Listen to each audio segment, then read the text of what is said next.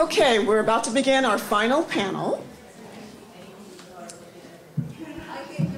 Our final panel is titled Ethnic Identity, Social Justice, and Intergroup Relationships.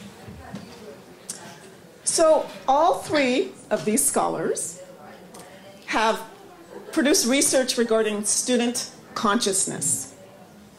Another connection between their work is they all produce surveys in terms of methodology. And you learn a lot by doing junior scholarship where you develop surveys. You learn a lot about questions to ask. You learn a lot about what results come in given your survey and how you might think about it next time. But you really learn a lot about researching and analyzing research from developing and redeveloping surveys. So, listen carefully to what they have to say about educational contexts and information regarding how students process information or how to improve how they process information.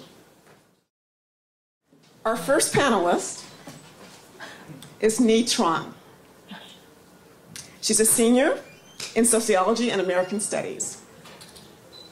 Her mentor is Hiroshi Fukurai, professor of sociology. Just last week, the sociology department announced that Ni is this year's recipient of the Dane and Mary Fran Archer Award.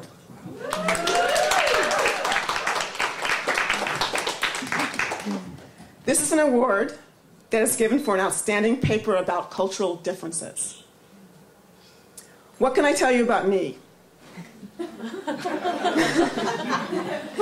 I can tell you that she is one of the most, well, that's not going to be a word, but she is a perky and passionate young scholar. In our FMP classes, she often graced us with her quick-witted humor, which many times served to offset or mitigate the uncomfortable or arduous parts of our advanced study of research. Like her mentor, Hiroshi Fukurai, Ni is an advocate of political education for youth. And what's especially interesting about her FMP research is how she has connected aspects of the radical politics of the 60s and 70s to the needs of students today. Ni's presentation today is titled Social Justice and Survival Programs for Youth in Oakland, California.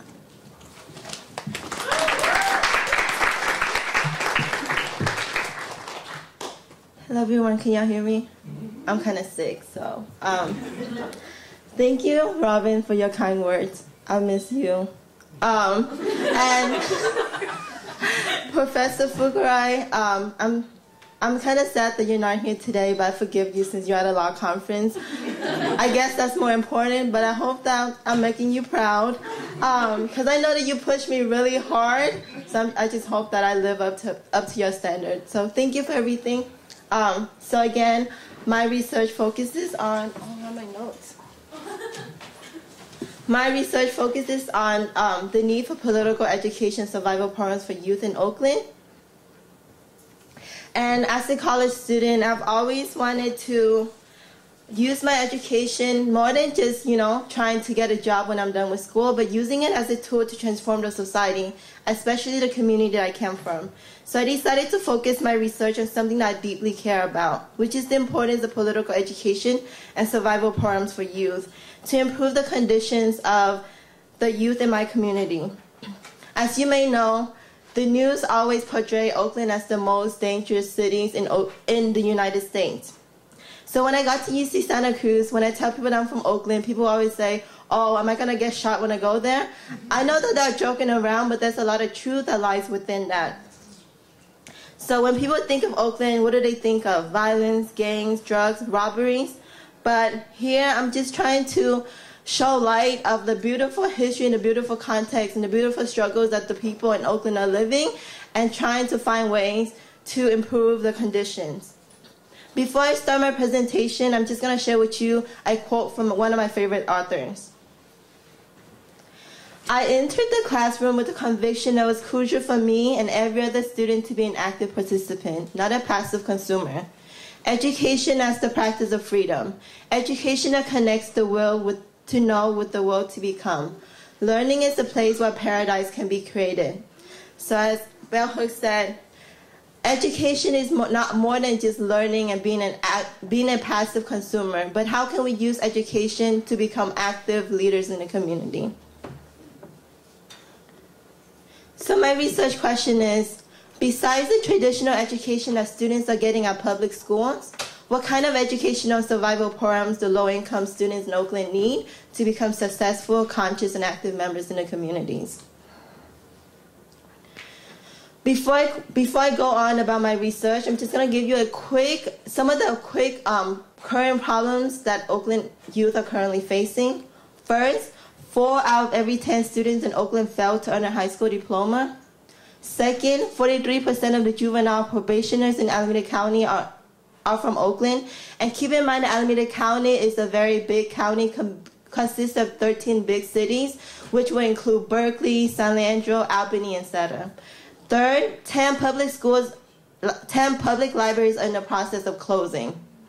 And fourth, new gang injunction laws are in effect. So as you can see, instead of educating the youth and offering them programs that would benefit their education, their lives, the cities tend to criminalize youth by putting gang injunction laws. So some key ideas I want you to keep in mind is political education, the process of learning about one's history and cultural traditions, how to use one's knowledge to decolonize the system of oppressions, the importance of survival programs, and how can students liberate themselves through education. Since most of my work focuses on the work of the Black Panther Party, I'm just going to give you a quick context about the Black Panther Party. The organization was established in Oakland, California by Huey Newton, who went to UC Santa Cruz, and Bobby Seale. The organization was established from 1966 to 1982, and then it was demolished by COINTELPRO, which was an FBI infiltrate organization that just that tend to kill off leaders in community in organization that try to serve the people. They developed the ideologies from Wretch of the Earth, Friends for None, quotation from Chairman Mao, and the autobiography of Malcolm X. A lot of these ideologies from these books focus on how to decolonize, how the oppressed people can decolonize themselves from oppressions, and how can we create a liberation and revolution movement in the community. So quickly, the two main points I'm focusing on the 10-point programs are political education against survival programs. So 2 examples is the free breakfast program, which was established in 1969, and they serve breakfast to low-income children from all over the country, provided basic needs for survival.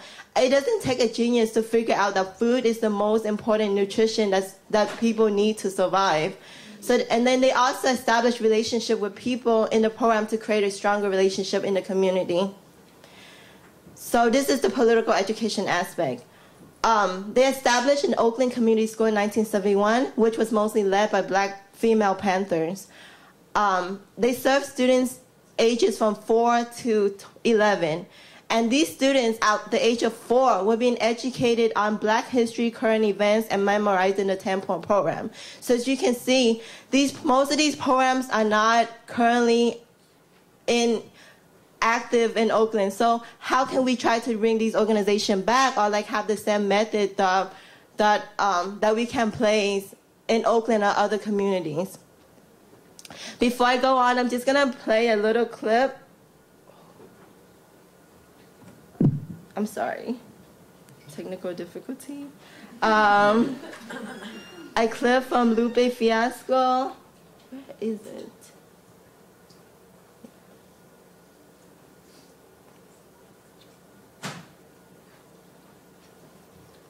Actually, I'm just gonna go on until, sorry. That was a lot of information, so I just want you to think about it before I go on.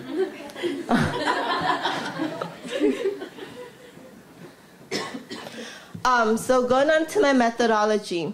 So after researching about the amazing work that the Black Panther Party did, I developed a surveys on focusing on I wanted to see how much history and cultural traditions that these students know about their own history, and also wanting to know how much more they want to learn and whether or not it's important. So I collected 39 surveys from students that were in public high school and charter schools in Oakland. And here just like a little background of the participants that participated in the surveys. As you can see, it's very diverse as far as African American, Blacks, Asians, Latino, and Hispanics that took the surveys. Most of the students are low income, and I have a very good balance of male and female gender. And as you can see, this kind of reflects the demographics of the people in Oakland. So one of my survey questions, I asked the students, what are some of the problems that you do in the community? And they had the option to check all that apply. And not surprisingly, the student checked that violence was the #1 problem that they face in the community in comparison to other issues. So even with the new police enforcement, gang injunction laws, why is violence still the #1 in the problem in the community? And they're still cutting after school programs and cutting a lot of beneficial programs that are being offered at school. So before I go on to the need for survival programs and political education, I'm just going to play a quick clip from a conference that Lupe Fiasco, which is a very conscious rapper, talked about. Keep it concise. I was principal for a day at a school, right? Now, wait. Well, hold on, let me finish. It was the school I went to as a kid, right? It's on the west side of Chicago. Now keep in mind, you're a teacher, right? Kids come to your school to do what? Learn. The kids will come into this school to eat. To eat. Not to learn. To eat breakfast and lunch. The principal of this school was trying to institute, now this is me talking to the principal the other day. He's trying to institute a 3rd meal. So he know when them kids go home, they ain't gonna have nothing to eat when they go home if they come to school to eat, right? I'm in the school, Lupe Fiasco, Chi-Town, this is in Chicago. None of the kids knew who I was. And I was on the radio every day. None of these kids knew who I was. And the problems that they had still existed. Right? So they didn't know who, that's very important for you to understand. The kids that I was principal for, they didn't even know who I was.